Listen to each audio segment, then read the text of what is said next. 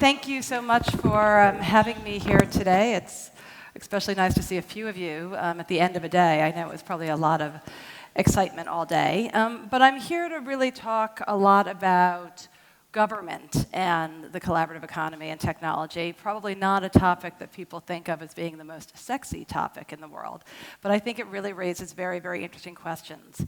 And I want to give a little overview of New York and why we think of ourselves in many ways as the New Amsterdam. I think very much in our essence, our character is driven by commerce, has always been driven by commercial instincts. We're an incredibly open city. We're driven by immigration. We have more than 3 million New Yorkers today were born outside of the United States. So we continue to be an incredibly dynamic and diverse population.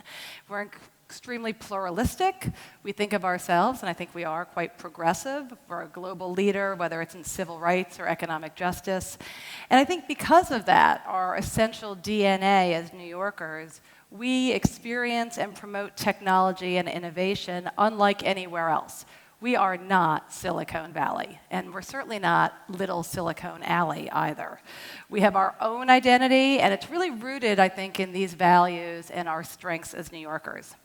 So just to give you a sense of how large the tech ecosystem is in New York, because I think most people think it's all about California, but let's put it into some perspective. Right now, there are over 300,000 people working in New York City's tech sector, and that sector is growing 6 times faster than overall employment. And here in New York, tech and innovation really collide with every other sector: fashion, culture, finance, media, government. It's not just pure tech, it's what we think of as being hyphen tech. It permeates every other aspect of our economy. And because we're so dense, we are such an extraordinarily dense urban environment, we really are the laboratory for new urban tech that can be tested nowhere else in the world.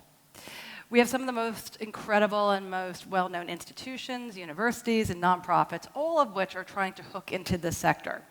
And I have to say, again, not being an obnoxious New Yorker, but I am a born and bred New Yorker, I think we're also one of the coolest cities in the world, and that's not something you can just create overnight. We are the capital of arts and culture, whether it's a gritty Bushwick gallery or when you go to the new Whitney Museum, constantly evolving and constantly expanding our cultural offerings.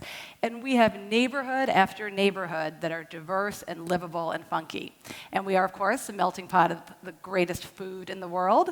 That is, in fact, a New York City ramen burger, which is probably the hottest item in the New York food scene right now. And so I'm focused on taking all of those strengths that we already have and really doubling down on them to make New York City the best city for tech and innovation in the world. So first, how are we doing it? First, with space, right? If you talk to anybody in New York City, it's all about real estate. That's what people talk about at parties. Real estate. Where are you living? Where are you working? How can you afford to find a place to grow your business? And again, the tech and innovation sector, they don't necessarily want to be in your classic central business district. They want to be in more funky, efficient, transformative spaces, often with much more of an edge and gritty to it. But at the end of the day, it really has to be affordable. And again, they have to know that they can expand. As they grow up, they can grow into larger and larger spaces. And so that's why in the city, we are investing in millions and millions of new square feet of real estate for the tech and innovation community. We're helping Google expand its New York City campus to what was a completely dilapidated pier in Hudson River. It's going to be gorgeous and have a fabulous green roof and a food court in the bottom, run by Anthony Bourdain. It's why we're partnering on major new buildings for really innovation companies like the New Lab in the Brooklyn Navy Yard, as well as a brand new building for WeWork in the Brooklyn Navy Yard as well.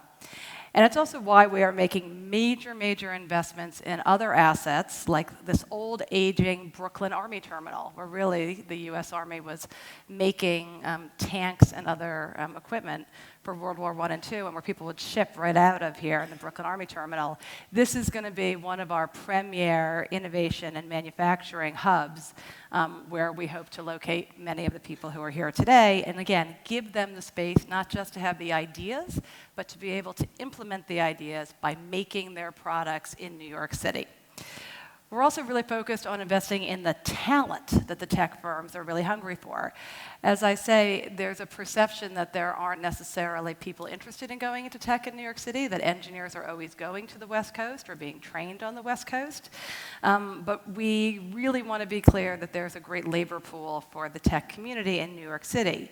And it's why we launched something called the Tech Talent Pipeline, which is actually an industry partnership where we take tech firms, the people who provide boot camps, our local universities, and our employers to actually train students in real time to have the coding skills that they need in order to get jobs, almost to fill the orders that the industry is demanding.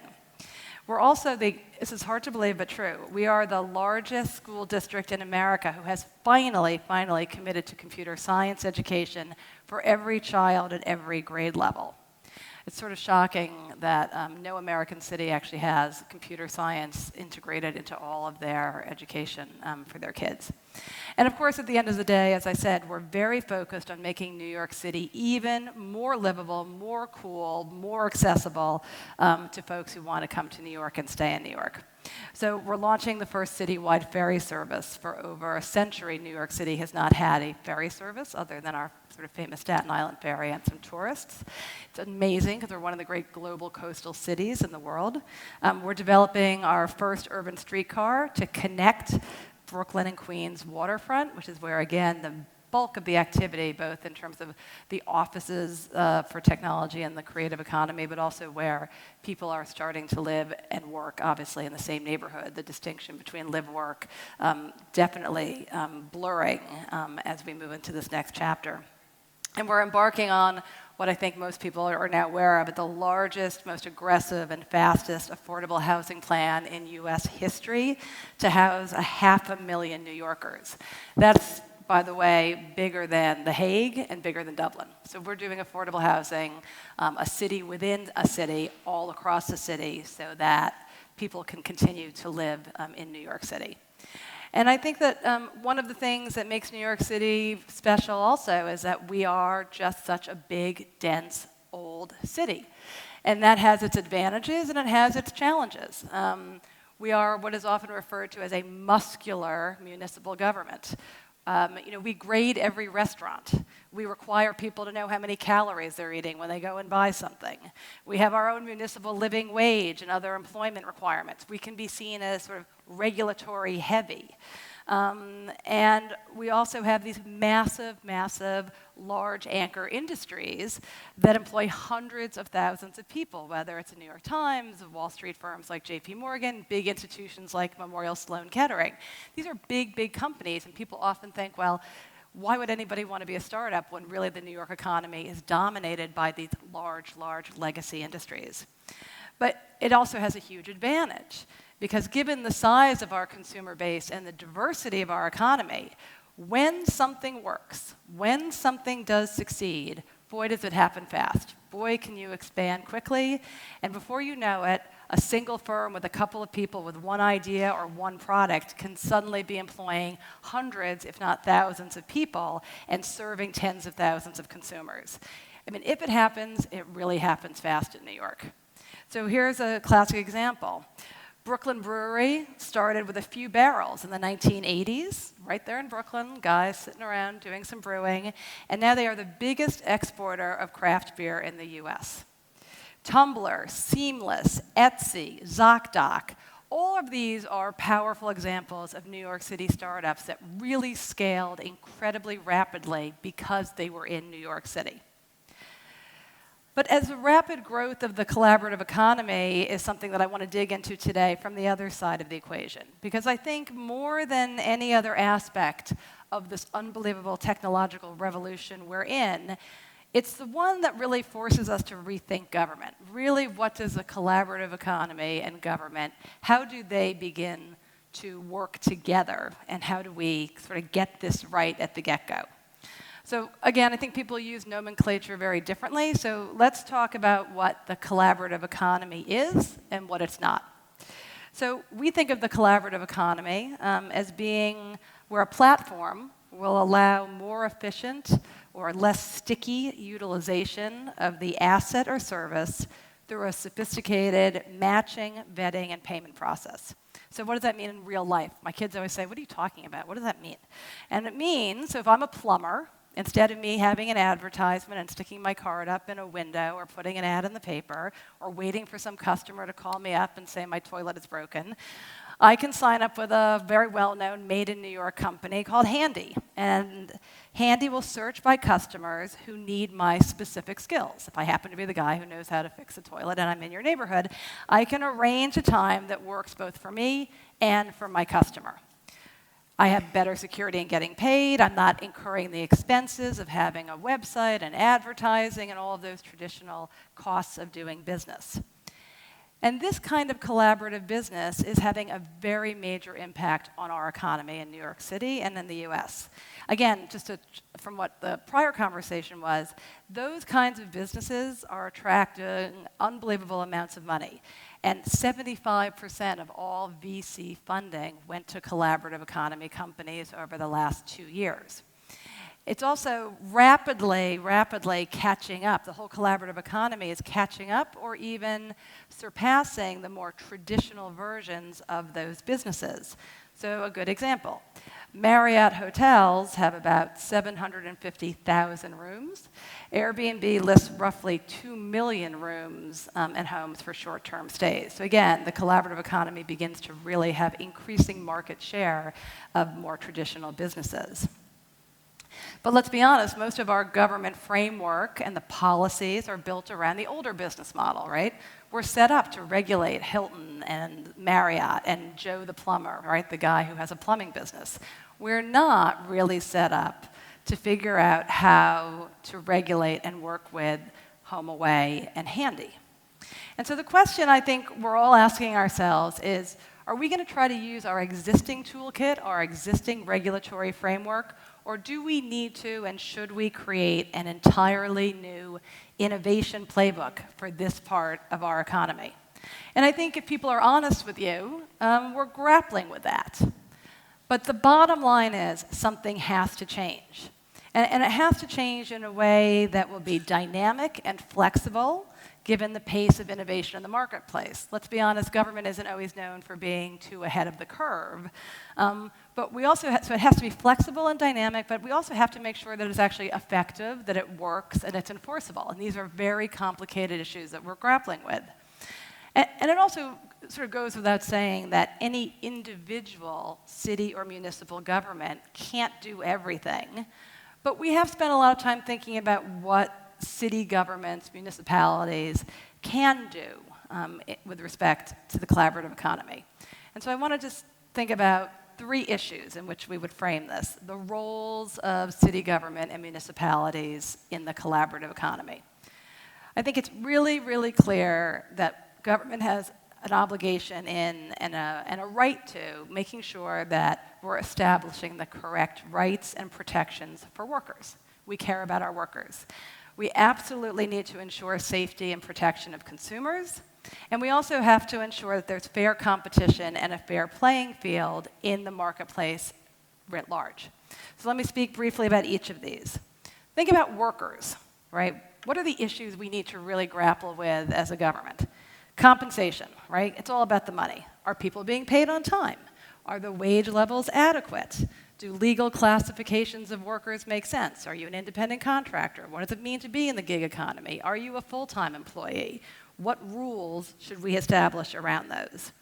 If you're a worker, we also want to think about job quality, right?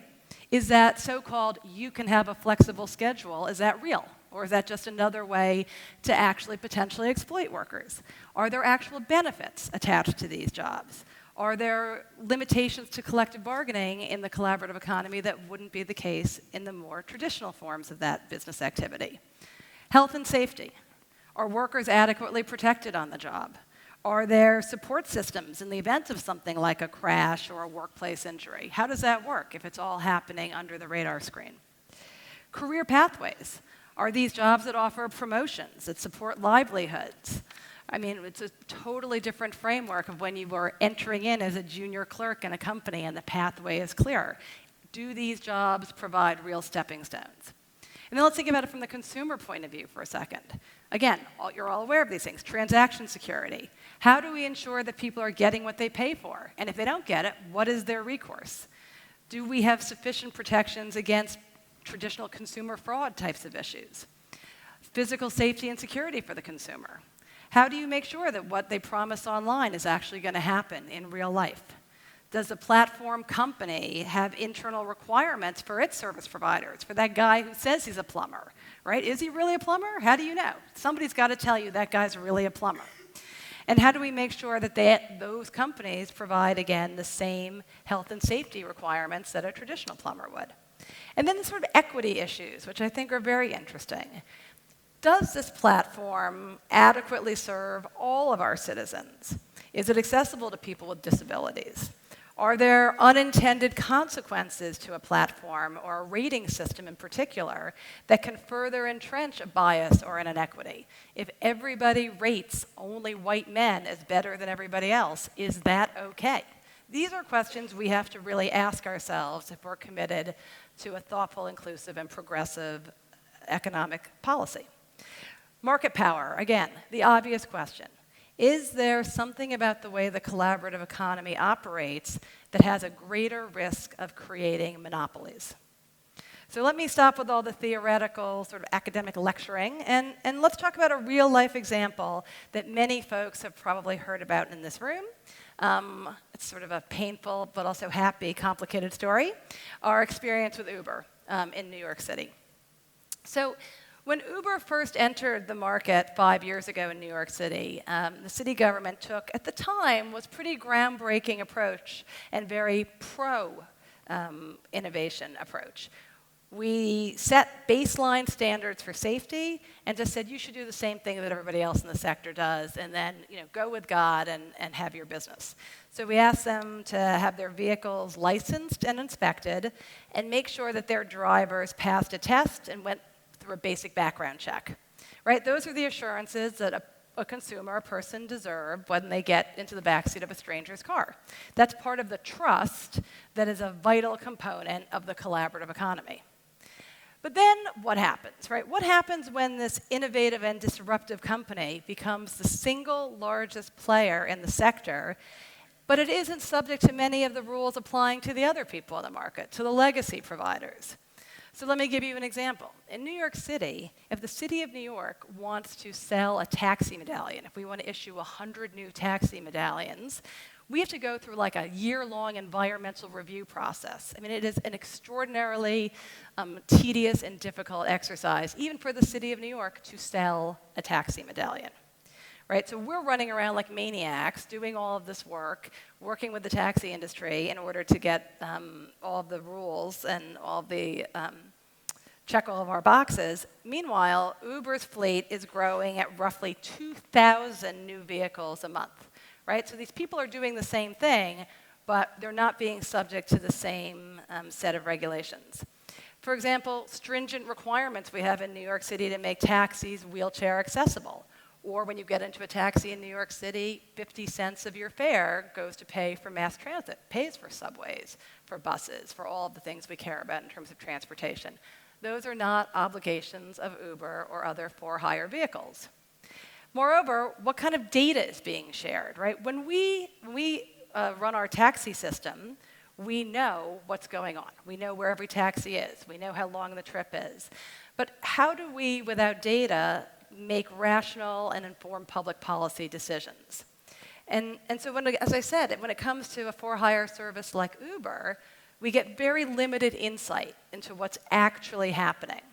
And we haven't really had the data that we would like to have to make informed decisions. We don't know how much the drivers are making. We don't know where they're picking up one person and dropping them off at another. And when you think about it from a policymaker's perspective, those are big, big blind spots. Right? It is very hard to make smart decisions when you don't really understand what's going on in the industry. And I think that you probably heard what happened when these issues bubbled up, and as more and more of these services grew in New York City. Going into last summer, we had, it was a situation, as we like to say, We had a city government that was really intent on responding quickly to an industry that was changing incredibly fast. We had a collaborative economy firm with a reputation for aggressively fighting regulation. We had a legacy industry that was really struggling to adapt to change. And again, as I said, we really, most critically, didn't have the solid data that we needed in order to understand what was going on the ground with consumer choice, with workforce dynamics, and broader impacts like congestion on our streets. Again, something the government has an absolute obligation to deal with in terms of traffic and congestion. So there were protests, there was press, there was a lot of politicking and legal maneuvering, and millions of dollars were spent in this campaign to sort of call the question around the Uber issue. And it got ugly, really ugly. Everybody was accused of pandering to other industries, of being anti-innovation. I mean, it really turned into some respects sort of an online campaign about whether or not New York City was pro-innovation or we were lost in the Stone Ages. And in many ways, you probably heard this, and the story is not unique to New York. But what you may have not heard is that at the end of the day, after all of this back and forth and this tumultuous situation, we actually did get somewhere. So we have reached a consensus with Uber and other firms on the first step. And again, it goes back to, I'm going to say it 100 times, better data. So we have an agreement with Uber and the other big for-hire car services to give us data on routing, when the cars are operated. They've allowed us to model the impact of that on our congestion. We've actually surveyed our own riders and drivers about how they use new and old services and why people choose one or the other. Right? We need to understand this stuff if we're going to be able to regulate with a light touch. And we've learned some really interesting things from the data that they all shared with us. Number one, this is interesting, customers saw Uber and more traditional taxi services as basically equivalent, one-to-one, a one-to-one replacement for taxi trips with Uber. Two, that the taxis that are on the street in New York are just as profitable. So customers still like taxis, and the taxi drivers are still making money. And then, as I said, we initially suspected that all of these new Ubers and other for-hire services on the streets were causing the congestion and the traffic problems in New York. But it actually turned out that there were other factors. When we really looked into it, it was really about the pace of construction in New York City and some of our challenges with getting goods delivered in and out of the city. So actually sharing the data proved one of Uber's points, which was we're not the reason why traffic is so terrible in New York City. And so again, what became especially clear is that by diving into the data, our own rules sometimes are creating distortions in the labor force and market and creating an uneven playing field. And again, everything from the way a single taxi ride is taxed to protections to workers are so varied. We know what the minimum salary is for a taxi driver. We also know that many Uber drivers, despite what we had been told, don't make even the minimum wage. So again, if you think about it as New Yorkers, these guys are doing the same thing. They're providing essentially the same service, but they're really not equivalent products. They're equivalent products, but they also have challenges where we need to raise the playing field. So, in the future, old school taxis are going to have to look a lot more like Ubers, right? You're going to have to be able to get a taxi using an app. And quite frankly, Uber is going to have to start looking a little bit more like a traditional taxi, so that if you're in a wheelchair, you can use a Uber. So I think again, this is very theoretical, but it matters in real life. And I'm going to give you one more example of this. It was just this week, that we made big progress on what I would call rational regulation. Because I think, for example, when we all agree that if you're going to get into a taxi, whether it's a taxi or an Uber, you really don't want a driver who's exhausted and they can't keep their eyes open. So this week, we put out new rules for all car services, mandating a rest period that limits the time behind the wheel to no more than 12 hours in any 24-hour period. Now, again, until we promulgated that rule, the taxi drivers were more or less under that regulation, but the Uber and Lyft and other services were not. And that's good government, because you really don't want an Uber driver who's been up for 36 hours. And again, this is a way in which the industry, using data and working with us, we were able to get to this place collaboratively. And that's what this is all about, right? It's not just a collaborative economy, it's about a collaboration between government and technology companies and innovation companies. And because we want a real-time feedback loop. We're never going to be able to catch up, so they have to share it with us in real time. And so we can identify where sometimes their business models can sort of buck up against or really be an issue for us against health, safety, consumer, and workers' protections. And so we are very aggressively working to start new feedback loops, new working groups, more settings where people can share information. There's a whole slew of new trade groups in the tech sector, and many of those are things that, I worked on Wall Street for 10 years. We had plenty of trade groups, plenty of lobbying organizations. And in some ways, the tech sector and the collaborative economy need to organize themselves in a way so that they can work with us to establish a policy agenda and think of themselves as partners with government and not antithetical to government. So as I said, I think we're at the start of something very interesting. It's very complicated, but it shouldn't be about just looking at each thing one at a time or sector by sector or company by company. Because it's not just about the internet or what people are doing on their mobile phones. It's really about each of us identifying and understanding what the core mission of the public sector is, and again, embracing the public sector's role in the transformation of the economy. And again, it's pretty clear what these things are. I think we would all agree. The health and safety of our people, protecting workers from exploitation and making sure that they can earn fair wages and benefits. We need to protect consumers, we need to protect the environment, and we need to protect competition itself, because that's, in essence, if you can't protect competition, then what is the point of disrupting a marketplace? So these are some of the principles that we want you to play by, whether you're coming in as a dry cleaner, a service for a dry cleaning to replace a dry cleaner, whether you're a multinational corporation, or whether you're a really nimble startup. Those are the questions we're going to continue to ask because we want to get it right, and we want it to apply to everybody. We want to be the city where people do come to innovate because we know that this is a city that will ultimately support innovation, create amazing companies, create extraordinary wealth for its founders and its workers, and quite frankly, pay taxes in New York City. We are pro-innovation, we are pro-growth, and we want to be the government that people come to work with. And I think this is really the point. Is that if we can get this last piece of the puzzle together, right, if we can really figure out how the collaborative economy can start collaborating with government, I think that we will be and continue to be and secure our place in the 21st century as the place to do business if you're an innovation or technology company. So thank you for letting me lay out some of these ideas, and I hope it's given you some thoughts. Thanks.